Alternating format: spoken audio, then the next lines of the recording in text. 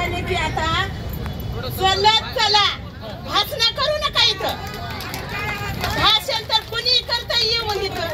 कसला येऊन करताय भाषण पण चलत चला तुमच्या माईचं दूध कसं आठवतंय कळतंय हा मोठबराचं लोक रस्त्यावर चलते आपले तर कोठीनं लोक आहेत हा आणि एशीच्या गाडीत बसते आणि मग आमच्या आंदोलनाला हे करते हा तसं चला रस्त्यावर आपलं आंदोलन लय मोठं झालं असतं काही तर एशीच्या गाडीत बसता तुम्ही ना मोठं आंदोलन करा छोटं आंदोलन करा कशाला करा तर आम्ही मोठबरच लोक मुंबईत होतो आणि हीच लोक लय मोठे असते आपले लोक तर आपले झोपलेले लोक कधीच जागे होणार नाहीत कधीच होणार नाहीत हा